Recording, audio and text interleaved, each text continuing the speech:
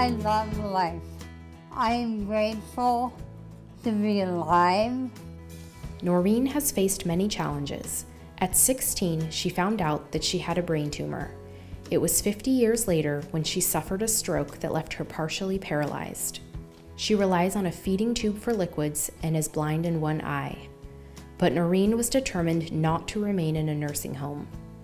Independence is very important for people, but so is accepting help. So there's gotta be a good balance between independence and accepting help. The jobs people used to be able to count on, the one job per family that would provide for a house and food and security, those are disappearing. Hartford was once a booming town, so what happened? People who owned these factories realized it was cheaper to own them in either other parts of the country, like the South, or completely out of the country. At that point, Hartford manufacturers decided to pack up and leave. African American families during World War II could find relatively less discrimination and Jim Crow and more opportunity because the jobs were here. As the jobs left, they were stuck here. There are all kinds of new healthcare jobs that are not unionized. That's absolutely true. And frankly, I don't know what you do if you're stuck in a low-wage job. And since there really isn't the same safety net, you've got nowhere else to go, except maybe your family.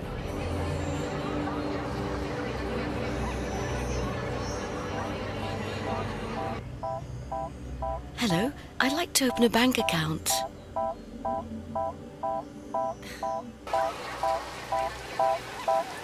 One is the loneliest number that you'll ever do.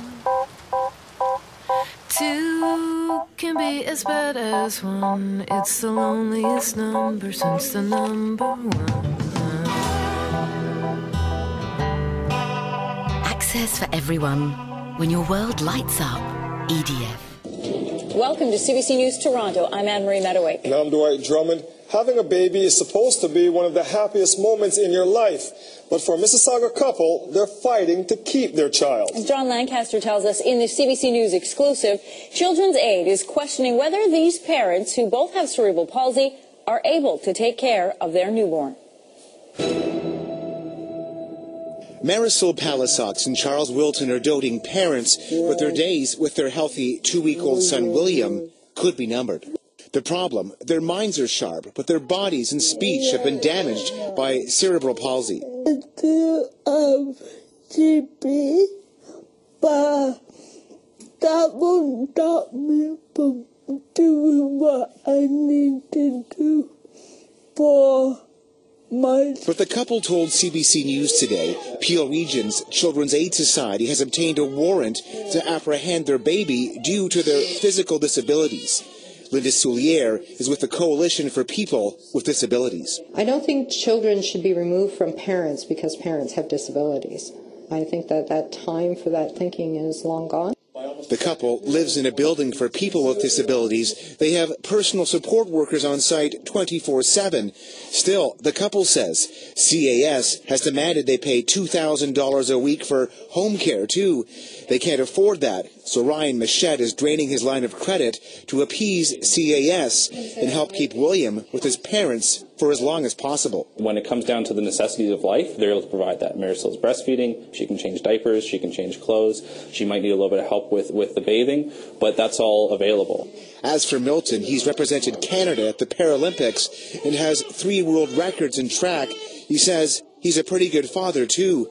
CAS refused to comment specifically on the case today, saying only, it is a priority for us to ensure that they're well protected and that they're safe and that their well-being needs are met, and that we really want to do that in a way that's engaging with families and with children. I don't want to be a mom. I want the opportunity. CAS will meet with the couple again this week to help determine if the family can stay together. John Lancaster, CBC News, Mississauga. Tonight on In the Life. I was born in the system. I was 5 years old when I went to foster care. When I came out, there was a lot of conflict. LGBTQ youth in the foster care system. Some of the challenges that LGBT youth in care face is, one, they're invisible. It's not safe for kids. Kids who are harder to place are older, of color, are gay or lesbian. At the intersection of race, family, and identity, young voices are speaking out. Give the kids a voice, form them into leaders. We're normal kids, and we just need love, just like everybody else.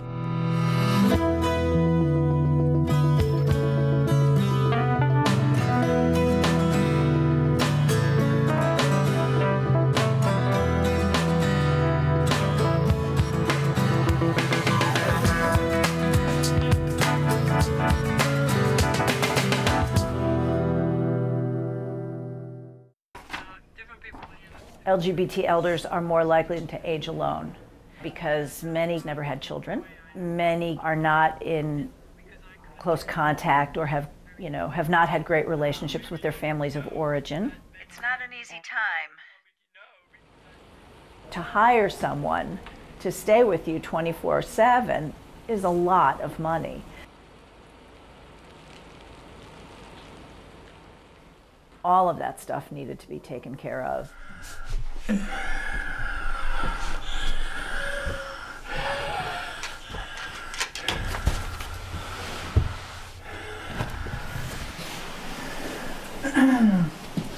Most people have some people to take care of those things. Are you in contact with anybody in your family now? No. Yes, I paid a dear price for this transition.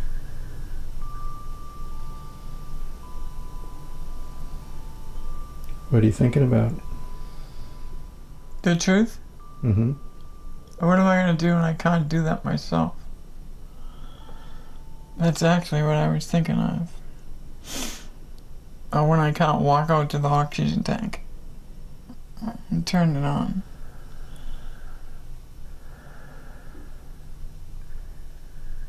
Then again, I'm thinking about if I look good. Jenny didn't know what to expect when she heard she was getting an assistant who had a developmental disability. It started out where I'd have to give her detailed instructions on how to work the copy machines and everything. But since she started doing it more often, she just, okay, copying, she goes out, she knows where the machine's at, she puts it in, she does it. Everyone who goes through the vocational rehab program is given a job coach. Janelle was Katie's. She is growing so much, and not just in what she can do with work, but also her social skills and being able to handle different situations that come up. She's being more confident. And trust me, she doesn't get cut any slack. She wouldn't need it anyway. She looks at my desk quite often and says, okay, I need to clean this up. I get half an hour break between each task.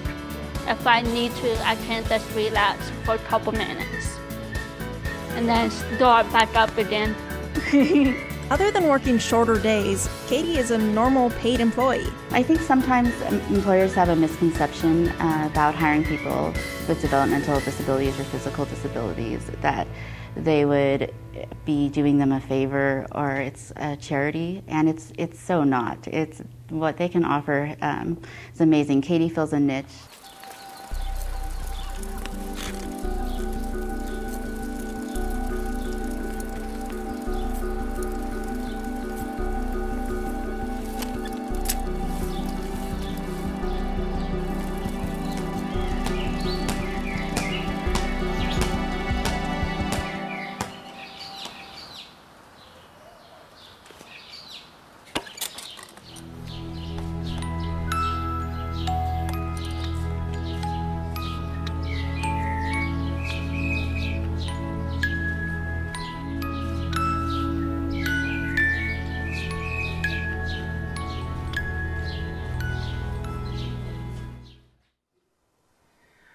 Another interesting thing that I learned from my project and my travels is just what a poor binding agent sexual orientation is. After traveling so much and meeting so many people, let me tell you there are just as many jerks and sweethearts and Democrats and Republicans and jocks and queens and every other polarization you can possibly think of within the LGBT community as there are within the human race. aside from the fact that we play with one legal hand tied behind our backs, and once you get past a shared narrative of prejudice and struggle, just being other than straight doesn't necessarily mean that we have anything in common. So, in the endless proliferation of faces that self-evident truths is always becoming, as it hopefully appears across more and more platforms, bus shelters, billboards, Facebook pages, screensavers, perhaps in watching this procession of humanity, something interesting and useful will begin to happen. Hopefully, these categories, these binaries, these oversimplified boxes will begin to become useless, and they'll begin to fall away. Because really, they describe nothing that we see, and no one that we know, and nothing that we are. What we see are human beings in all their multiplicity, and seeing them makes it harder to deny their humanity. At the very least, I hope it makes it harder to deny their human rights. I'm not the only kid who grew up this way, surrounded by people who used to say that rhyme about sticks and stones, as if broken bones hurt more than the names we got called, and we got called them all. So we grew up believing no one would ever fall in love with us, that we'd be lonely forever, that we'd never meet someone to make us feel like the sun was something they built for us in their tool shed. So broken heartstrings bled the blues, and we tried to empty ourselves so we'd feel nothing. Don't tell me that hurts less than a broken bone. That an ingrown life is something surgeons can cut away, that there's no way for it to metastasize. It does. She was 8 years old, our first day of grade 3, when she got called ugly. We both got moved to the back of class so we would stop getting bombarded by spitballs. But the school halls were a battleground. We found ourselves outnumbered day after wretched day. We used to stay inside for recess because outside was worse. Outside, we'd have to rehearse running away or learn to stay still like statues, giving no clues that we were there. In grade 5, they taped a sign to the front of her desk that read, "Beware of dog." To this day, despite a loving husband, she doesn't think she's beautiful because of a birthmark that takes up a little less than half her face. Kids used to say she looks like a wrong answer that someone tried to erase but couldn't quite get the job done. And they'll never understand that she's raising 2 kids whose definition of beauty begins with the word mom.